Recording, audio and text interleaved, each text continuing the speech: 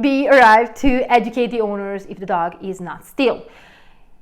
I hear it all over. If you go on doggy forums like on Reddit or Facebook, wherever, and for groomers, you're gonna see insane amount of posts like, oh my god, this doggy was out of control. Okay, how many times did you say to the owner, like, okay, you really need to exercise, not this way, not this way. I'm not talking about the way I present my information. This is groomer to groomer, the raw data. So most of the time I want to ask, sometimes I actually ask groomers, how many times did you ask the owners to bring the doggy in exercise before the haircut?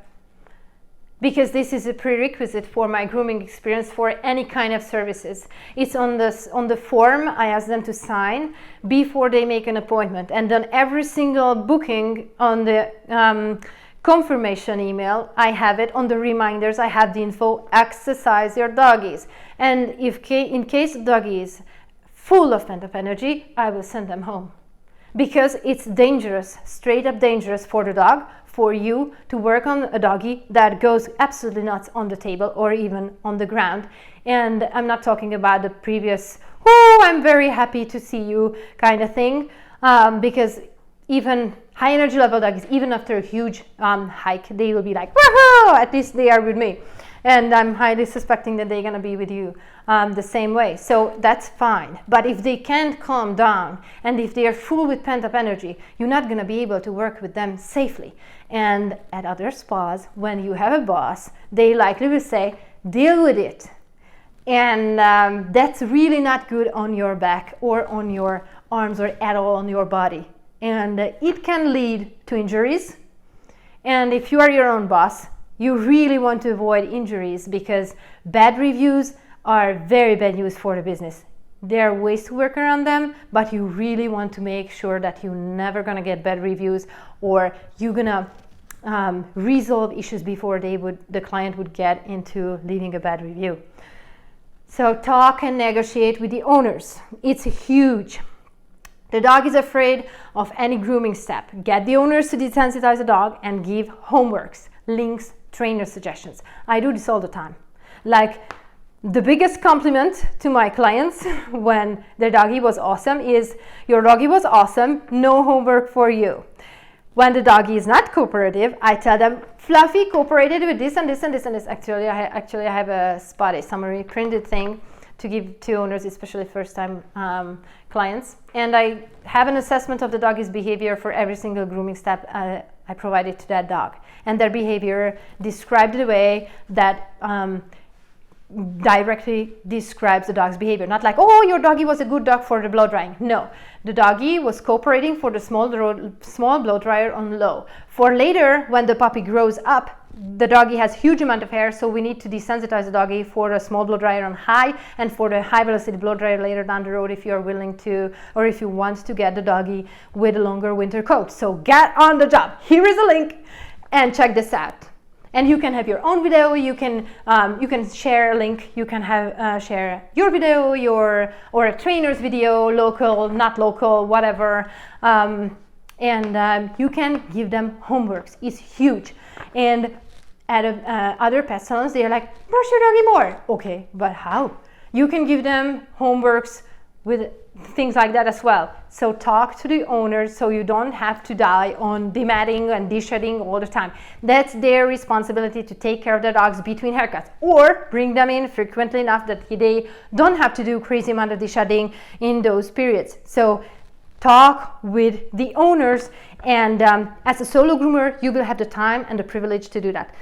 In case you were working for someone, it's very hard to do that because they are very busy salons. They are focused mostly on profit, get the most number of doggies done in a given time, and they have insane quota for bathers and groomers.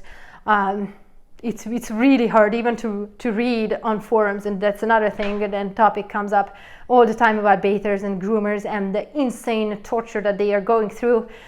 And it's heartbreaking to see them that you have a say what you are willing to do, and it's really hard to say like, okay, screw it, I'm gonna do it my way, and I'm gonna go and it's gonna be the highway because I don't care. And it's really tricky to make that step, but it's an amazing route, and super cool journey. And I did that, and I'm never looking back. And the other day I just told to someone that, how do you think about becoming a groomer? And I always get that, like, is it even a real profession, like giving dogs a haircut? And I'm like, yeah, you can do like easily 6 figures with it. And I'm working 4 days, 10 to 5, Tuesday through Friday, have 3-day weekends. So it's pretty freaking awesome. And then there are no student loans or anything. And so all the profit comes in my pocket. I don't have help. So I'm just doing it. I'm grooming myself here. And it's very chill. So it's chill for me, chill for the doggies, and it's awesome. So you can do a lot of things, a lot of good things if you start to prioritize your health and make steps towards it, because your employer wants what you can produce or get out of yourself the most. They're not gonna care. They are all about, just take a look at the way you are working. It's not comfort and health oriented. I would bet on that. Back to this one, educating owners, all wrapped up. And one more thing to that one. If a doggy is not cooperative for a grooming step, or you feel uncomfortable with a dog at any point, whether it's soaking wet and in the tub, shampooed and all bubbly, you have the right to stop the grooming and send the doggy home as is. And it's very hard to come to terms with this, but it is a crucial thing to understand and apply when needed, because you can injure yourself like horribly, or the dog, if you are continuing a grooming session when the dog is actively fighting against that grooming step, or you or the tool. So analyze the situation and be confident to say no and stop and send the doggy home. Because a bad review about a bubbly, soaking wet dog sent home is much better than a bad review about, okay, this groomer clipped the doggy's ear halfway off because the doggy was not cooperating and they did not stop when they should have stopped. So analyze the situation and you are allowed to say no. Owner's responsibility is bringing the doggy to the groomer, socialized and trained enough so a haircut could be done. A groomer's task is minimal socializing, gentle methods like see, sniff, sound, sensation, introducing tools, things like that, and being able to provide a haircut.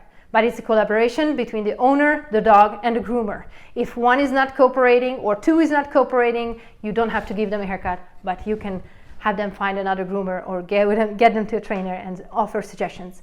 There are ways you can phrase it. I have tons of info about this because I want to help you to phrase it in a way that it's going to be easier for the client to understand what's going on, and it's going to less likely to trigger a meltdown from them or being upset or anything if you phrase it clearly.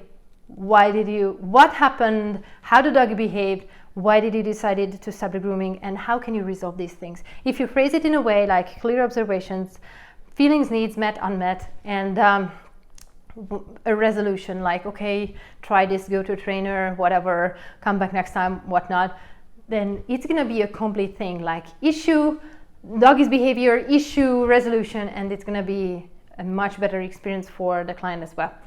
But again, that's another topic for an entirely other video.